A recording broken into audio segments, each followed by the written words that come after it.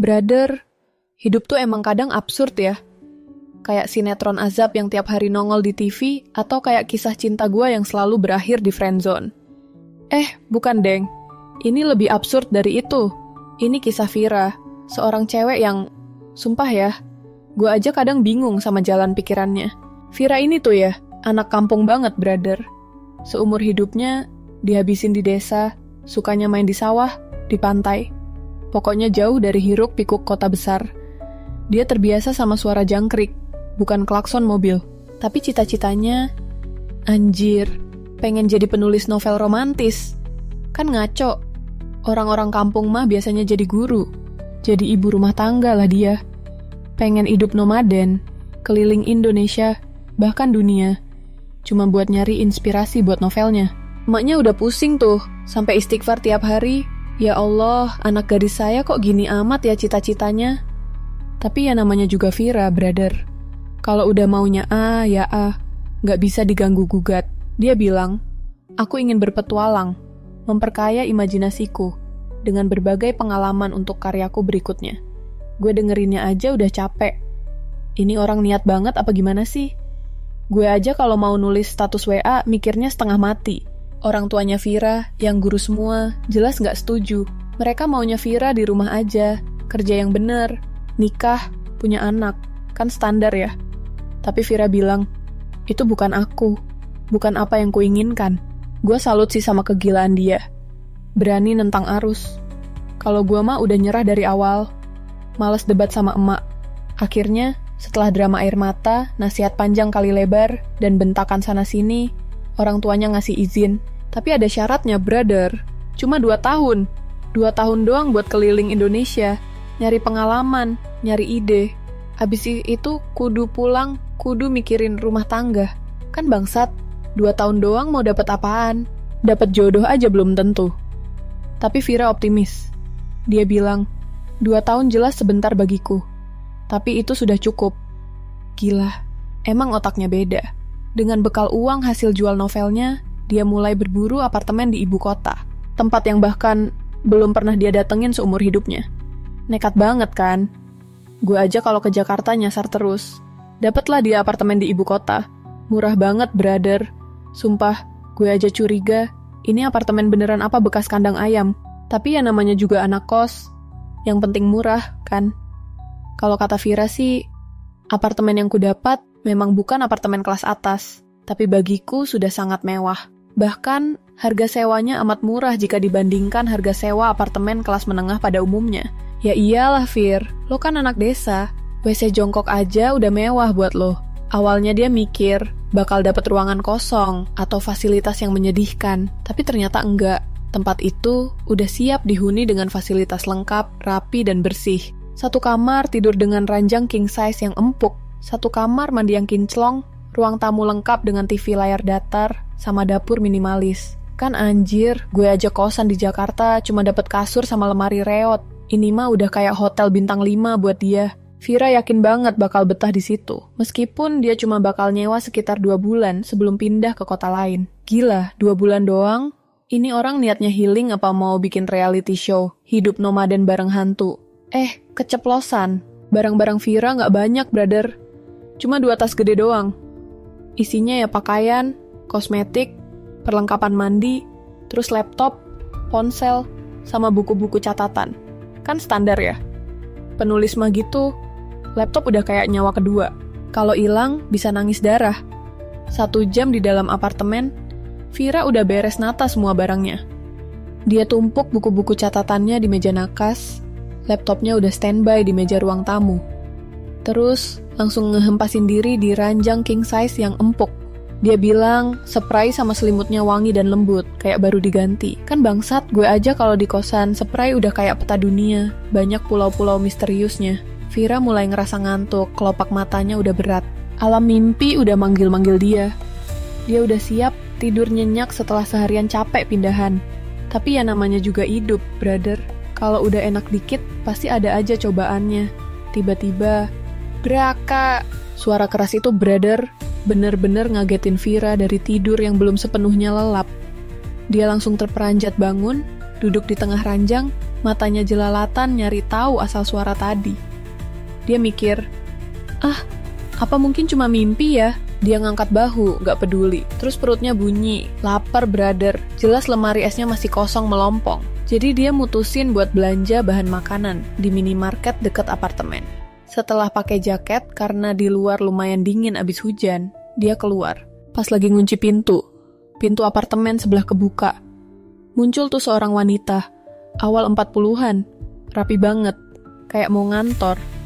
Vira ngerasa si ibu itu kaget pas ngeliat dia. Mungkin cuma perasaan Vira aja, atau emang muka Vira serem abis bangun tidur. Vira senyum ramah, nyapa, selamat pagi. Tapi si ibu itu, namanya Astrid, cuma tersentak terus bales sapaan. Vira ragu-ragu, pagi, cuma gitu doang brother.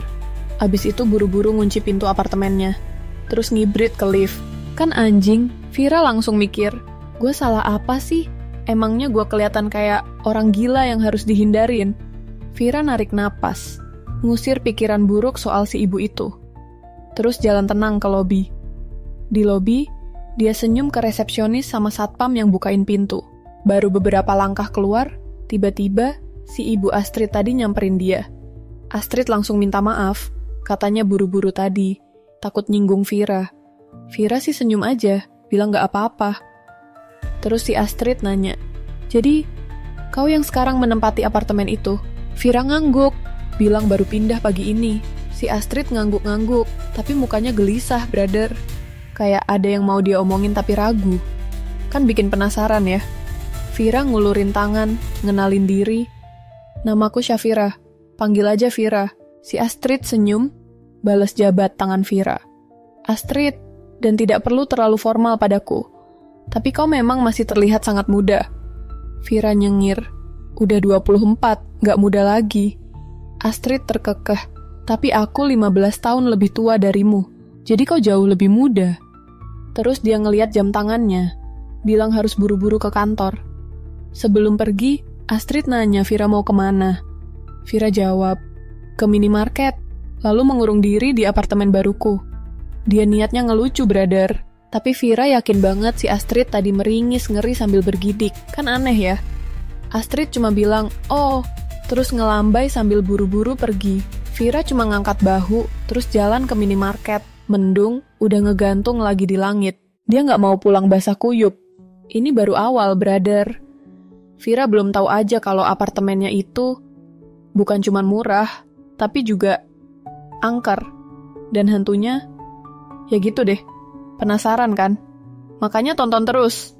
Brother, Vira tuh emang gila ya.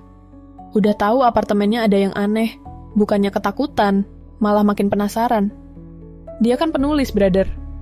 Otaknya tuh isinya cuma ide cerita. Jadi, kejadian aneh di apartemennya itu bukannya bikin dia takut, malah bikin dia semangat.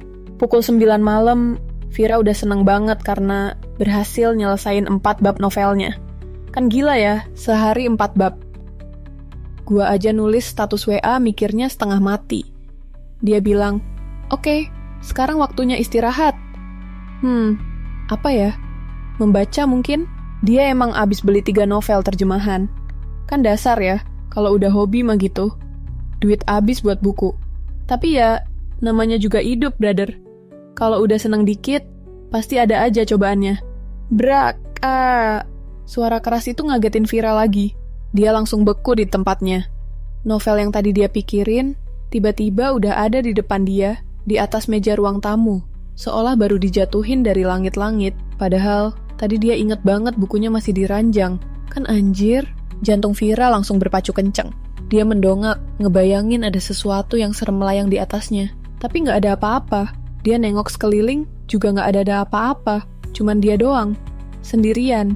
Vira cuma bisa bilang, oh baiklah, sepertinya aku punya bakat tersembunyi.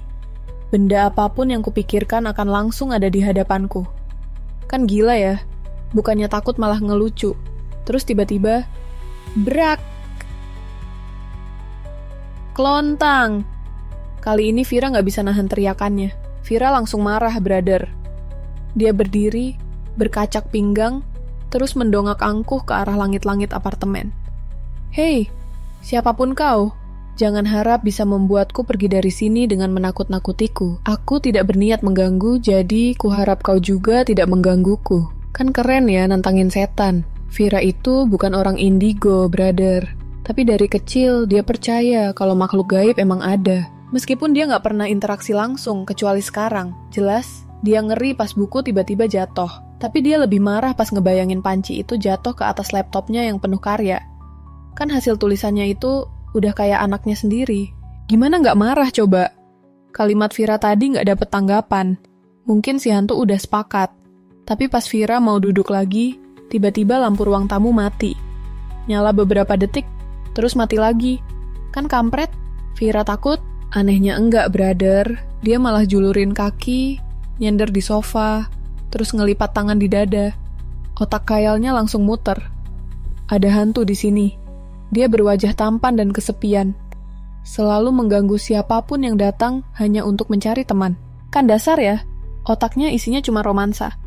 Tiba-tiba, brother, Vira tersentak. Dia dengar suara, "Aku sama sekali tidak butuh teman." Suara itu cuma kayak desisan yang dibawa angin. Bikin bulu kuduk Vira merinding. Tapi lucunya, dia tetap gak takut. Malah makin penasaran sama si hantu ganteng itu. Braka! Pintu kamar dibanting keras. Jantung Vira serasa mau copot. Bisakah kau tidak bersikap menyebalkan seperti itu? Vira nanya. Mungkin kita bisa berteman. Dia mikir, siapa tahu bisa ngorek informasi dari si hantu buat novel horor romantis. Kan gila. Dan gila. Sebagai tanggapan, lampu mati sepenuhnya. Gelap pekat, brother. Vira nyalain senter di ponselnya. Terus ke tombol lampu. Klik.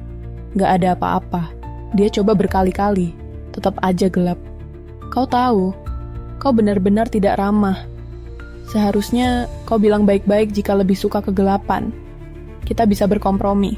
Kan dasar ya, ngomong sama setan kayak ngomong sama temen. Dengan cahaya minim dari senter ponsel, Vira ke kamar. Pintunya masih ketutup. Pas kebuka, gelap lagi. Hei dengar, aku hanya akan tinggal di sini selama 2 bulan. Setelah itu aku akan pergi dan kau bisa tenang kembali. Tapi selama aku di sini, bisakah kita berdamai? Sebagai jawabannya, brother, tubuh Vira terdorong ke atas ranjang. Dia jatuh telungkup, ponselnya mental jauh. Braka! Pintu kamar dibanting lagi. Pas Vira mau bangkit, sesuatu yang berat nindih punggungnya. Kenapa kau tidak takut? Suara desisan itu kedengeran lagi. Entahlah. Vira meringis. Lehernya kayak dicengkeram tangan kuat. Baiklah, coret kata kesepian. Dia bukan kesepian, tapi hantu yang marah. Dia memergoki istrinya selingkuh di dalam rumahnya sendiri, di apartemen ini. Dia sudah siap menghabisi sang istri dengan selingkuhannya, tapi gagal. Dan malah si selingkuhan berhasil menikamkan pisau ke perutnya. Akhirnya dia menjadi hantu, dan selalu marah tiap ada wanita yang masuk ke apartemen ini. Tapi kemudian seorang wanita berhasil memikatnya dan membuatnya jatuh. Kan dasar ya, otaknya isinya cuma khayalan. Aku tidak pernah mendengar omong kosong sejenis itu di kepala seseorang yang ajalnya sudah mendekat. Nada kesal itu bikin Vira ketawa geli. Kau yakin sekali bisa membunuh orang? Apa sudah pernah melakukannya? Tidak. Tapi semua penghuni apartemen ini sebelumnya selalu berakhir sekarat di minggu pertama kedatangannya. Hebat, Vira ngejek. Dan kau akan berakhir malam ini juga. Kau berhasil membuatku sangat marah. Lucu, Vira bakal jadi hantu perawan. Tapi sepertinya itu bagus juga. Hantu perawan dan hantu perjaka terjebak dalam apartemen ini. Awalnya saling membenci, tapi kebersamaan mereka yang dipaksakan membuat keduanya saling jatuh cinta dan... Kan dasar ya, otaknya isinya cuma romansa. Apa tidak ada lagi yang bisa kau pikirkan selain cinta-cintaan? Suara makhluk itu berubah menggeram marah. Terus, brother, sesuatu yang nindih Vira hilang. Cengkeraman di lehernya juga hilang. Vira buru-buru narik napas lega banget. Terus dia bangkit, duduk di tengah ranjang. Gak ada apa-apa lagi. Cuman gelap. Tapi Vira yakin si hantu ada di dekatnya. Aku serius ingin berteman denganmu. Aku akan menghormatimu sebagai pemilik tempat ini dan kau juga harus menghormatiku sebagai teman sekamar. Itu tidak sulit kan? Hening. Apa itu artinya kita sepakat? Tetap gak ada jawaban. Vira ngelirik sekeliling. Semuanya normal. Gelap biasa. Apa aku sudah boleh menyalakan lampu? Gak ada tanggapan. Aku anggap itu jawaban iya. Vira geser tubuhnya ke tepi ranjang. Tapi pas mau nurunin kaki, tiba-tiba bayangan hitam berkelebat terus ngehantam tubuhnya. Vira jatuh telentang di ranjang. Astaga, ini sakit sekali. Dadanya sesak. Pas rasa sakitnya reda, Vira lihat ada benda panjang berkilat di antara gelap.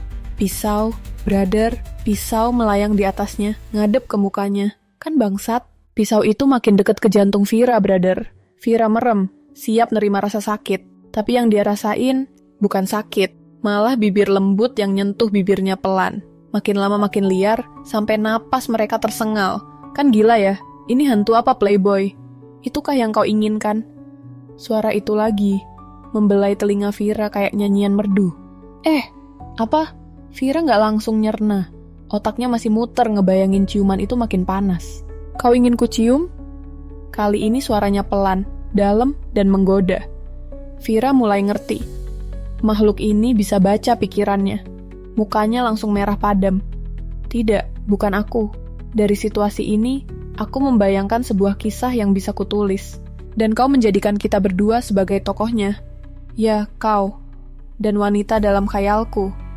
Aku tidak pernah menjadikan diriku sendiri sebagai tokoh dalam ceritaku. Omong kosong. Aku melihatmu. Dan aku dalam otakmu. Baiklah, terserah.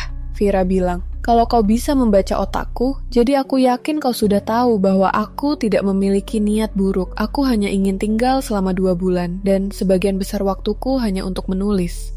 Aku benar-benar tidak ada niat mengganggumu, tapi kehadiranmu sudah mengganggu. Aku tidak suka ada orang di tempatku, dan siapapun yang berani membuatku kesal, tidak akan selamat. Kan ngeselin ya? Ini hantu posesif banget. Vira langsung dapat ide lain. Hantu itu tidak suka ketenangannya terusik. Kehadiran seorang wanita dalam apartemen ini membuatnya terganggu. Dia ingin menyingkirkan si wanita namun, kan dasar ya, otaknya isinya cuma cerita. Kegelapan di atas Vira geram. Terus nindih Vira lagi.